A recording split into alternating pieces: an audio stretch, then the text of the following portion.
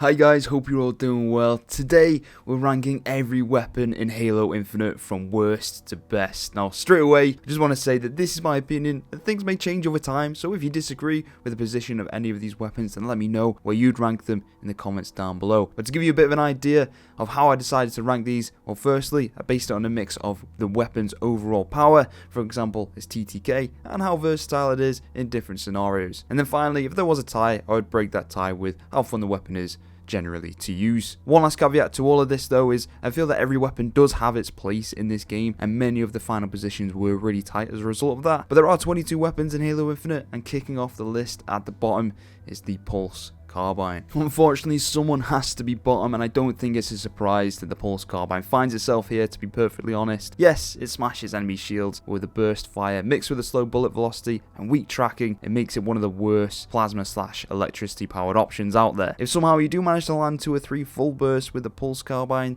then yeah, it's actually not too bad, but that is definitely easier said than done. Next up is the Halo classic, the Plasma Pistol. The Plasma Pistol is a strange one. It's changed a few times over the years, going from completely useless to overpowered. In Halo Infinite, it falls closer towards the former. It still has its uses, that's for sure, and it's utterly godly with a fully charged plasma burst. But since it can no longer disable vehicles, its weak flesh damage makes it a reasonably poor choice in most cases. It's still pretty satisfying to use when paired with the likes of the Commando or Sidekick, but the fact is, it heavily relies on this, which makes its place towards the bottom of the list somewhat justified, I feel. We still love you though, Plasma Pistol. Don't be sad. Making up the bottom 3 for me is the Ravager. Now, the Ravager is a brute design energy weapon. There's nothing all too wrong with the Ravager, but there's nothing all too special either. Fairly versatile, but it just doesn't do enough damage at times. It's a bit meh overall, really. From something that looks so cool and has a name like that, you might be expecting a little more. It does the job as a standard issue rifle for the brute faction, but is worse than the assault rifle in nearly every way. The awesome blade on the bottom of the rifle that actually does a little bit more damage than the standard melee attack, and the plasma bomb alternate fire mode does give you a little leg up, but overall, nothing too exciting. It certainly has its place in the game,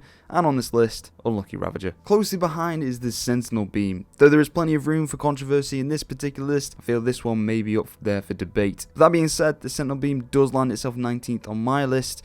It's solid enough in the right hands, but when it comes to the overall power and versatility, there are plenty of options I think I'd just rather have. It gets an extra point for being cool, but I do feel it is a little underpowered considering it is a laser. 19th is fair for the Sentinel Beam, but these next 3 all tied on my scoreboard for me, and it was really tough to separate them. Up next though is the Mangler. When I first saw the Mangler, I was like, hell yeah, it's the Mauler 2.0, and in that sense, it kind of is. But instead of a spread shotgun, it's more of a slug type round. In terms of power, it ranks reasonably well, but its versatility is where it lets it down here. The fire rate means that up close you may struggle, but at longer ranges the bullet velocity lets it down as well. So really it's only competitive at mid-range, and only if you hit all your shots. If you do, then bingo, your target will go down faster than your mum after a couple of gin and tonics, but if you don't, well, you might be wishing you picked a different weapon. This is closely followed by the Disruptor. Now the Disruptor is a pea shooter, but if you know how to use it, then it actually can be rather effective. The Disruptor fires little darts of electricity. Land 1 or 2 on target, and this will do next to nothing. Land 3 or 4, and a burst of electricity will wipe the target shields out completely. Very fun indeed. It will even continue to do damage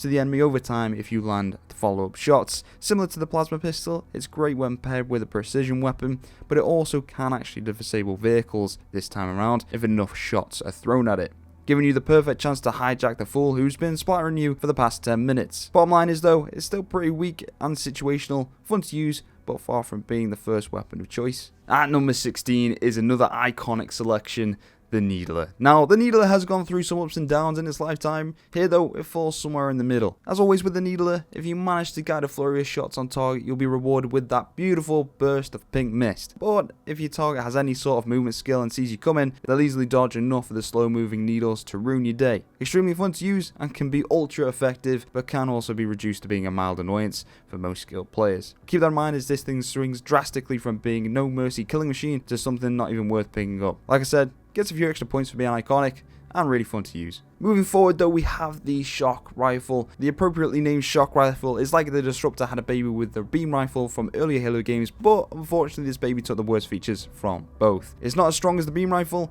and not as fun as the disruptor. It's far from being a terrible choice however, and can still be used to good effect. It's a one-shot headshot which is simply devastating and can go through deployable shields as if they weren't even there. It also shares the same link trait as the disruptor, meaning a single shot can bounce to multiple targets, chaining the damage across a group of enemies. Disabling vehicles is also in its arsenal. Where it falls down though is its slow rate of fire, weak body damage, and low ammo capacity. Overall though, shockingly average. See what I did there? At 14, we have the Hydra. Now, the Hydra is a cool weapon. Let's not beat around the bush here. It fires mini-guided rockets that can lock onto vehicles and Spartans. That is cool. Unfortunately, when it comes to taking out all the Spartans, it lacks little power. The splash damage is minimal, so you really have to land those shots. So it can be a little bit punishing. And yes, there is a guided mode, but when it comes to those 1 versus 1s, you're probably best using the manual fire mode instead of waiting for the lock-on that could ultimately be dodged. The ammo capacity allows a little leeway in terms of its accuracy, but the painfully slow reload kicks this thing in the nuts. Against vehicles and in campaign though, this will shred, I'm sure. It might not be the best, but it's certainly fun to use, and it makes you feel like a badass when you use it and take someone out, so you can't ask for too much more, right? Here we go, number 13, the MK50 Sidekick. Now the Sidekick, again, is aptly named. It's a super versatile thing that won't shred through multiple enemies, but will also be a solid choice overall. The limb and lower body shots will be shrugged off, but land a few shots to the dome, and this thing comes to life. Pop an enemy's shield, and switch to this little beast, and it's grown birthday party all over again. It can be taken for granted and quickly swapped out for something a little bit more beefy, but take it away and you would surely miss this little kicker. Its quick trigger and pinpoint accuracy makes this a reliable choice. There's no bells and whistles with this thing though. What you see is what you get. Not the most exciting, not the most fear-inducing, but a great bit of kit, that is for certain. Give me this over the Halo 2 or 3 pistols any day. But the one that misses out on the top half just about is the Bulldog shotgun. This straddles the line between being amazing and completely terrible in my mind all the time. If you compare this to the older shotguns in the series, then it might seem a little pathetic by their standards, but if you take a step back from them and take a look through it through a fresh set of eyes, then it can be a ton of fun to use. Yeah, the range isn't too good, but it does now have the benefit of having a higher fire rate than we used to. It won't one-shot your enemies anymore, even when right up in the grill, which is kind of a shame, but the 1-2 punch combo still lives on, so it's not all bad. Catch a couple of your foes off guard with this thing, and they won't know what hit them. And exactly halfway through, we have the VK78 Commando. When I first used the Commando, I didn't like it at all. I felt as though it was a little misleading. With its slow fire rate and heavy round, you might expect this to chew through people like an upgraded assault rifle. But then it dawned on me. It's more of a beefy version of the Sidekick, and I've been using it wrong this entire time. As soon as I started using it like a Sidekick, but with a little extra range, and I got used to the bloom effect with the automatic fire, that's when I truly understood the value of the Commando. It's a mid-range master. Now, it won't outgun a battle rifle at long ranges, and it won't outgun an assault rifle at closer ranges, but it will beat both in opposite scenarios. Hence why it falls slap bang in the middle of this list. Solid power and solid versatility. Now, smashing into the top 10, however, is the Gravity Hammer. Now, the Gravity Hammer is one iconic bit of kit these days, and one of the most fun tools to use. That being said, it is very situational. Get caught out in the open and you will be the #1 target for the entire enemy team, but there is a reason for this. If you find yourself in a tight situation 1 versus 4, this weapon is what you want. It can easily take out an entire squad with one swing, and for that alone, it deserves a top 10 spot for me. Oh, and the fact that it created one of the best game modes in Halo history. We love you, Griffball. We really do. Yes, the Gravity Hammer is slightly nerfed in Halo Infinite compared to its early designs with a slower time to swing and smaller one-hit radius. But for those moments of utter carnage it's still capable of, it lands here in my list. Alright, I know this might split people's opinions, but hear me out. And number 9 is the M40 Assault Rifle.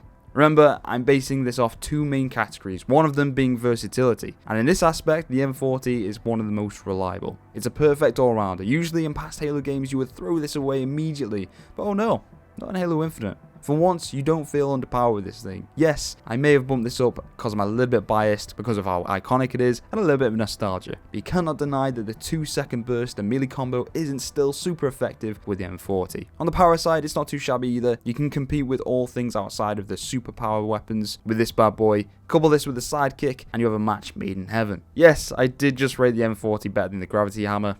Fight me.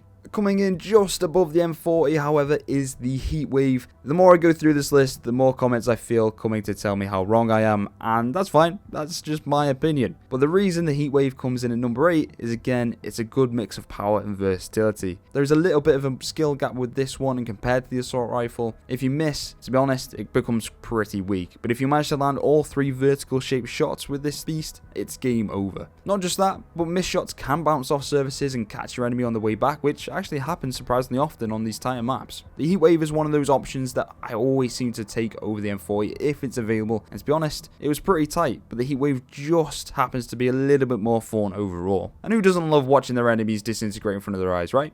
No? Just me. Next up though is the Stalker Rifle. This thing is a beast. Not great in crowded areas, but it has the perfect blend of the battle rifle and the sniper. It is like the Carbine from old, but juiced up a little. If your aim is good, then this thing will be your best friend. If it's not, you probably don't rate this weapon all too highly. A couple of body shots mixed with a headshot is all it takes to end an opponent's day. Also, it really looks like a railgun from Quake or something. Kind of. So a few bonus points for aesthetics alone, really. I can see this being overlooked as one of the better options out there, and to be honest, I don't understand why. On the surface, it just feels pretty basic. It's a semi-auto, single-shot rifle, meh, right? But the potential power this thing has will take you by surprise. It's pretty versatile for a slow fire rate rifle too, as in a pinch, up close, you can spam the trigger, as long as you don't mind your Spartan's thumbs being a bit burnt. Practice makes perfect with this choice, that's for certain. Now the Cinder Shot just misses out on the top 5 for me, but this has to be one of the most fun weapons that has been introduced in Halo Infinite. The way you can bank shots off the walls, and the explosions actually pull enemies towards it, is a great gimmick. Reminds me of the Halo Reach grenade launcher mixed with a brute shot, kind of, but also kind of Promethean designed. I don't know. It's fun, but it also packs a punch with a healthy amount of shots before a reload is required. The amount of eliminations I have shooting this thing round corners onto an objective is one of the most satisfying things I've done in the game. Sitting there completely safe, spamming this thing into a capture zone is just, well, it's awesome and completely unique to the Cinder Shot. It's not the most powerful quote-unquote power weapon, but it certainly packs enough punch to outshine most of the standard roster of gear in Halo Infinite. Now we're getting to the business end of the list now, and it's the Skewer that kicks us off. Let's be honest, most of this list could be chopped and changed in chunks of 5, but no more than the top 5. All the remaining choices all share the same characteristics, super powerful, have multiple effective uses, and are really fun to use. Starting off with the Skewer then, again, another new guy on the block, a big skill gap to be really effective with this one, with its slow reload, but the ability to one-shot at any range is simply awesome. Or annoying as hell, depending on what side you're on. The raw power cannot be underestimated. Yes, go against multiple people, and you'll be relying on whatever sidearm you're carrying, but the fact that it's so effective against all manner of vehicles is something else. Nothing beats scything a wasp out of the sky with one of these things. The flying machine in Halo, that is, not an actual wasp. That'd be awkward and unbelievably difficult to do. Oh boy, it's energy sword time. Yep, the energy sword finally makes its appearance, and I think 4th is a really good outing for this. At the end of the day, if you're gonna bring a sword to a gunfight, make sure it's this one. What can I say that hasn't already been said? Since the days of Halo 2 when we first felt the power of this on our own hands, heard the crack of its ignition, the whoosh of our Spartans hurling themselves towards our enemies, we all knew it would forever be in our hearts. And our foe's abdomen. Up close, this thing will beat anything. Literally anything. We have all dodged rockets and ducked under gravity hammers just in time to see the reticle turn red and pull the trigger, unleashing a launch so fast and so terrifying it's caused grown men to scream in fear. This sword is an icon, and if it was any better, it'd be first, hands down. But how can you say that when there's 3 more entries ahead of it, I hear you ask? Well, my answer to that is the M41. Woo! Spanker! No. That's what it's called. As much as I love the energy sword, in most cases, I think I would just prefer to have a classic rocket launcher. It has the same one-shot potential and even an easy multi-kill potential. But not only that, it's got great anti-vehicle capabilities, and overall, it's just a little more versatile. Listen, it was a close one, all of these are, but for me, the M41 squeaks just in front. If you think about the different game modes that you'll be playing, the rocket launcher is just a little bit more useful overall, especially in a BTB setting. Yes, the ammo capacity lets it down with only 4 shots in most circumstances, but the potential it has to change the flow of a match with just those 4 shots cannot be underestimated at all. Clear a point within seconds, take out an enemy vehicle carrying a truckload of power seeds, the rocket is a real momentum swinger. Also, it's super fun to use, and who doesn't like blowing things up? And finally, the top 2. The S7 Sniper is our runner-up today, and what a beast it is. Now this is where the controversy really ramps up, because if you've been paying attention, you already know what number 1 is, and I'm sure many people were convinced the Sniper would have been there. And for good reason, the S7 is and always has been an unbelievable choice.